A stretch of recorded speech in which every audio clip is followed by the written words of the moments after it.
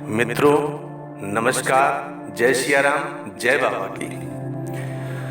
मित्रों, मैं पवन कुमार चतुर्वेदी आप सभी इष्ट मित्रों का अपने YouTube चैनल पर स्वागत करता हूं।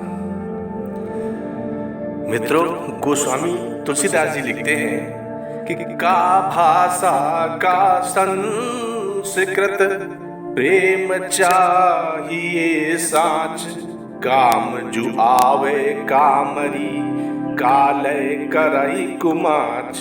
अर्थात क्या भाषा, क्या संस्कृत।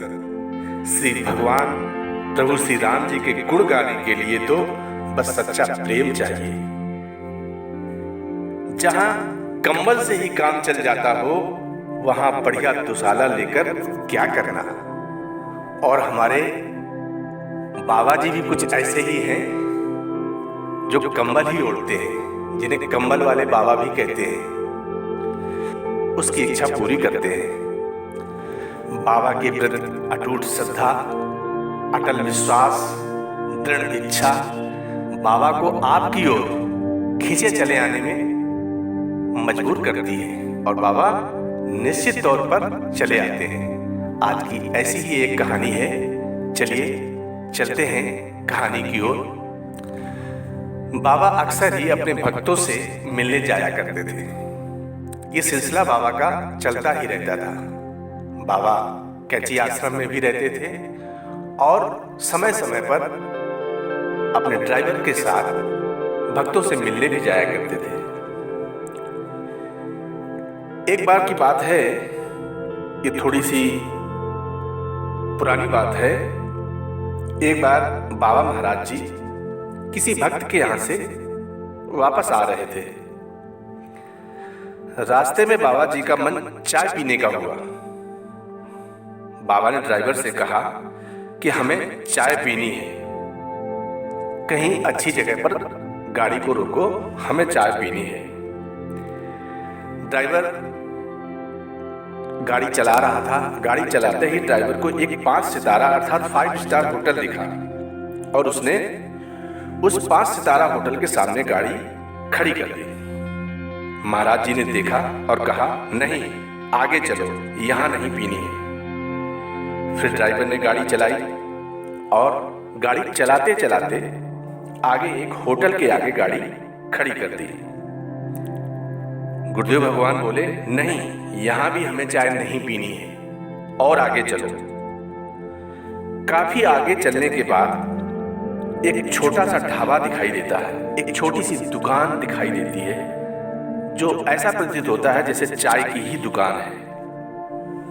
गुरुदेव भगवान बाबा कहते हैं, हाँ, यहाँ रोक दो, ये ठीक है, अब यहीं पे चाय पीते हैं।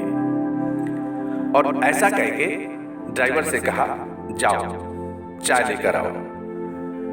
ड्राइवर मन में सोचता है, अच्छे अच्छे होटल दिखाए बाबा को और बाबा ने वहां चाय नहीं पी। इस छोटी सी जगह में बाबा चाय पीने आए। खैर, ये बाबा है, बाबा की लीला बाबा ही जाने। हमें तो बस केवल बाबा के आदेशों का पालन करना है।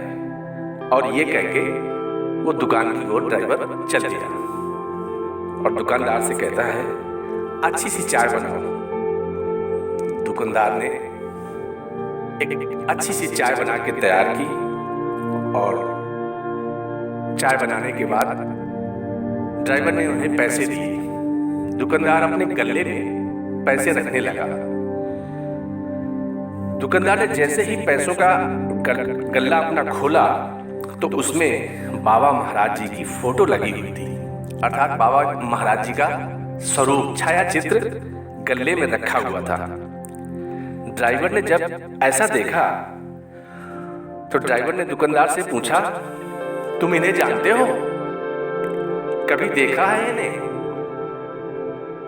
दुकानदार बोलता है, हाँ, मैं इन्हें जानता तो हूं, पर इन्हें अभी तक देखा नहीं है। और इन्हें देखने जाने के लिए हमने पैसे भी इकट्ठा किए थे, थोड़ा थोड़ा करके हमने पैसे जोड़े थे, लेकिन संयोग ऐसा रहा कि हमारे पैसे चोरी हो गए और मैं बाबा से मिलने नहीं जा पाया। पर मुझे पक्का यकीन है, मुझे पक्का विश्वास है, मुझे अपने बाबा पर अटूट विश्वास है, अटूट श्रद्धा है कि हमारे बाबा हमसे मिलने यहीं आएंगे और यहीं आकर ही हमसे मिलेंगे। अब ड्राइवर मन में मुस्कुराते हैं, मन ही मन मुस्कुराते हैं ड्राइवर, और उससे दुकानदार से कहते हैं जाओ और चाय उस कार में देकर आ जाओ। तो दुकानदार बोलता है नहीं, मैं चाय देने नहीं जाऊंगा, मैं अपनी दुकान छोड़कर नहीं जाऊंगा। अगर मैं दुकान छोड़ के गया तो कहीं फिर मेरे पैसे न कोई चुरा ले। तो ड्राइवर कहता है आप चिंता मत करो, अगर इस बार आपके पैसे चोरी होते हैं तो मैं तुम्हारे सारे पैसे दूंगा, मैं अपनी जेब से आपके सारे पैसे दूंगा। दुकानदार इस विश्वास के साथ चाय लेकर जाता है और जैसे ही चाय कार में देने के लिए आगे बढ़ता है और देखता है कि कार में तो वही बाबा जी बैठे हुए हैं जिनका चित्र या जिनका स्वरूप जिन्हें अपना गुरु मानता है, जिसे गले में बिठा रखा है, वही कार में बैठे हुए हैं। और ये देखकर वो हैरान हो जाता है, आंखों में आंसू आने लगते हैं, मन बहुत ही प्रसन्न होता है और प्रसन्नता के आंसू बहने लगते हैं। आंखों में आंसू देखकर करुणानिधान कैसे चुप रह सकते हैं। करुणानिधान बोलते हैं तूने ही तो कहा था कि मैं तुमसे मिलने स्वयं आऊं, तूने ही तो अपने मन में विश्वास रखा था कि बाबा को ही आना पड़ेगा मिलने के लिए, इसलिए मैं आ गया।